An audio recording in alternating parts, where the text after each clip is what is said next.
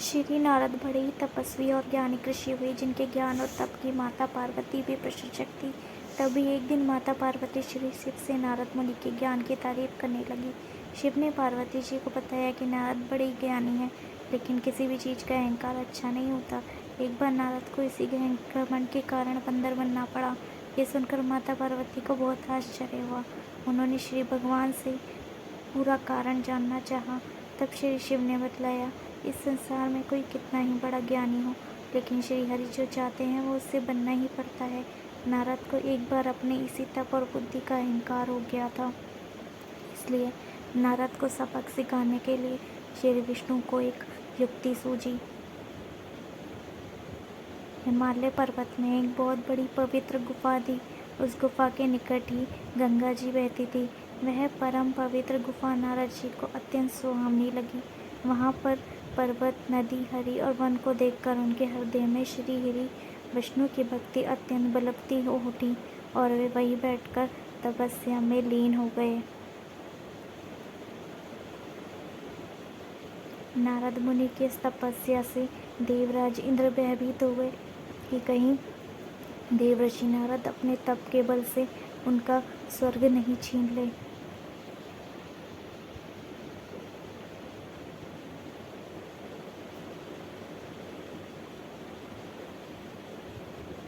इंद्र ने नारद की तपस्या भंग करने के लिए कामदेव को उनके पास भेज दिया। वहां पहुंचकर कामदेव ने अपनी माया से वसंत ऋतु को उत्पन्न कर दिया। पेड़ और पत्ते पर रंग बिरंगे फूल खिले गए, कोयल कूकने लगी और भौरे गूंजने लगे। कामाग्नि को भड़काने वाली शीतल मंद सुगंध सुहावनी आवाज चलने लगी। रंभा आदि अप्सराएं नाचने लगी, किंतु कामदेव की किसी भी माया का नारद मुनि पर कुछ भी प्रभाव नहीं पड़ा।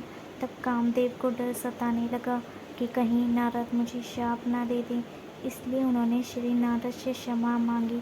नारद मुनि को थोड़ा भी क्रोध नहीं आया और उन्होंने कामदेव को क्षमा कर दिया। कामदेव वापस अपने लोक में चले गए।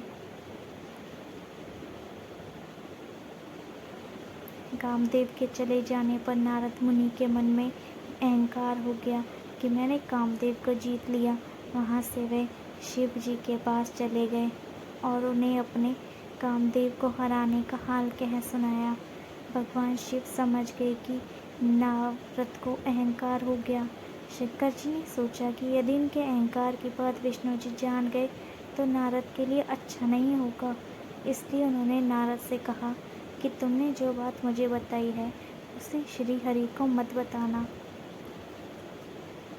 नारद जी को शिव की ये बात अच्छी नहीं लगी। उन्होंने सोचा कि आज तो मैंने कामदेव को हराया है और ये भी किसी की नहीं बताऊं।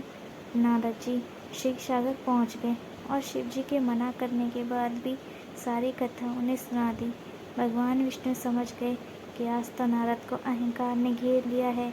अपने भक्त के अहंकार वो सह नहीं पाते, इसलिए उन्होंने अपने मन में सोचा कि मैं ऐसा उपाय करूँगा कि नारद का घमंड भी दूर हो जाए और मेरी लीला भी चलती रहे। नारद जी जब श्री विष्णु से विदा होकर चले तो उनका अभिमान और भी बढ़ गया। इधर श्री हरि ने अपनी माया से नारद जी के रास्ते में एक बहुत ही बड़ी सुंदर नगर को बना दिया। उस नगर में शिलादी नाम का वैभवशाली राजा रहता था। उस राजा की विश्व मोहिनी नाम की बहुत ही सुंदर बेटी थी, जिसके रूप को देखकर लक्ष्मी भी मोहित हो जाए। विश्व मोहिनी स्वयंवर करना चाहती थी, इसलिए कई राजा उस नगर में आए हुए थे। नारद जी उस नगर के राजा के यहाँ पहुँचे तो राजा ने उनका पूजन करके उन्हें आसन पर बैठाया।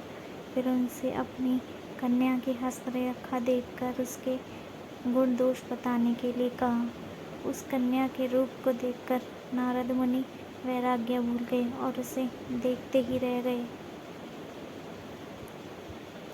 उस कन्या की हस्तरेखा बता रही थी कि उसके साथ जो विवाह करेगा वह अमर हो जाएगा, उसे संसार में कोई भी जीत नहीं सकेगा और संसार के समस्त जीव उसकी सेवा करेंगे।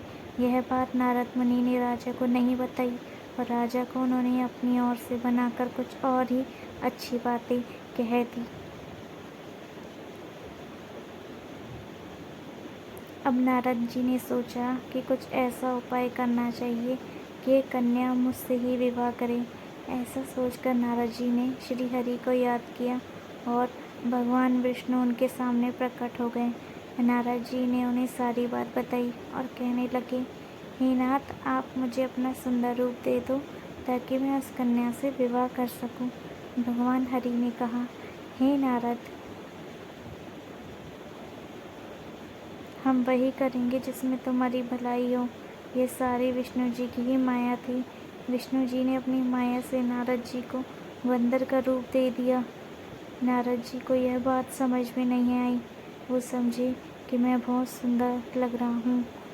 वहाँ पर छुपे हुए शिव जी के 2 गणों ने भी इस घटना को देख लिया।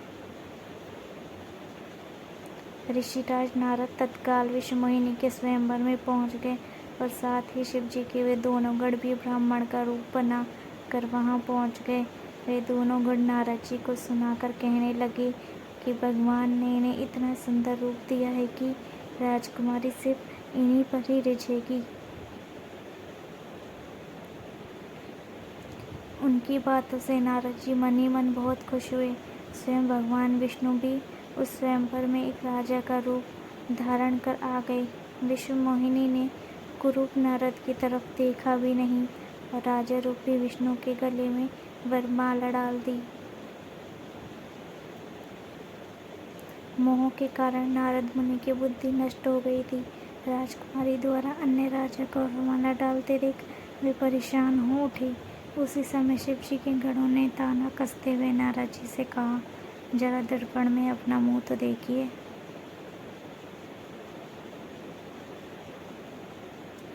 मुनि ने जल में झांककर अपना मुंह देखा और अपनी कुरूपता देखकर गुस्सा आ गया। गुस्से में आकर उन्होंने शिव जी के उन दोनों गणों को राक्षस हो जाने का शाप दे दिया। उन दोनों को शाप देने के बाद जब मुनि ने एक बार फिर से जल में अपना मुंह देखा तो उन्हें अपना असली रूप फिर से मिल चुका था।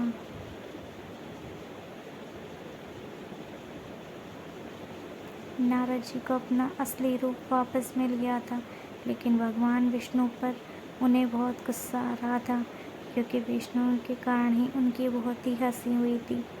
वे उस समय विष्णु जी से मिलने के लिए चल पड़े। रास्ते में ही उनकी मुलाकात विष्णु जी, जिनके साथ लक्ष्मी जी और विश्व मोहिनी भी थी, से हो गई। उन्हें देखते ही नारद जी ने कहा, आप दूसरों की खुशियाँ देख ही नहीं सकते। आपके भीतर तो ईर्ष्या और कपट भरा हुआ है। समुद्र मंथन के समय आपने श्री शिव को बावला बनाकर विष और राक्षसों की मदिरा पिला दिया और स्वयं लक्ष्मी जी और कौस्तुभ मणि को ले लिया। आप बड़े धोखेबाज और मतलबी हो, हमेशा कपट का व्यवहार करते हो। हमारे साथ जो किया है उसका फल जरूर पाओगे। आपने मनुष्य रूप धारण करके विश्व मोहिनी को प्राप्त किया है, इसलिए मैं आपको श्राप देता हूँ कि आपको मनुष्य जन्म लेना पड़ेगा। आपने हमें स्त्री से दूर किया है, इसलिए आपको भी स्त्री से दूरी का दुख सहना पड़ेगा। और आपने मुझको बंदर का रूप दिया, इसलिए आपको बंदरों से ही मदद लेना पड़ेगा।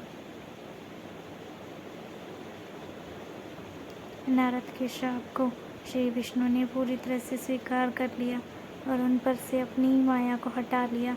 माया के हट जाने से अपने द्वारा दिए श्राप को याद करके नारद जी को बहुत दुख हुआ, किंतु दिया गया श्राप वापस नहीं हो सकता था। इसलिए श्री विष्णु को श्री राम के रूप में मनुष्य बनकर अवतरित होना पड़ा। शिव जी के उन दोनों गणों ने जब देखा कि नारद अब माया से मुक्त हो चुके थे, तो उन्होंने नारद जी के पास आकर और उनके चरणों में गिरकर कहा, हे मुनिराज, हम आप दोनों शिव जी के गण हैं। हमने बहुत बड़ा अपराध किया है, जिसके कारण हमें आपसे शाप मिल चुका है। अब हमें अपने शाप से मुक्त करने की कृपा करें।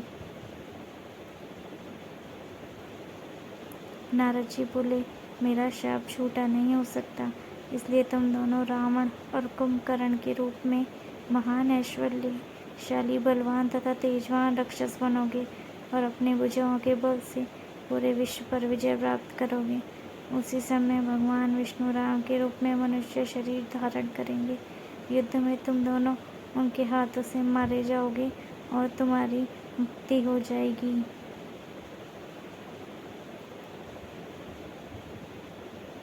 अगर आपको ये कहानी अच्छी लगी हो तो प्लीज़ मेरे चैनल को लाइक और सब्सक्राइब कीजिएगा, ताकि आपको इसी तरह की और पौराणिक कथाएं मिलती रहें। And thank you so much for watching and thank you so much. Please subscribe, keep subscribe. Thank you so much.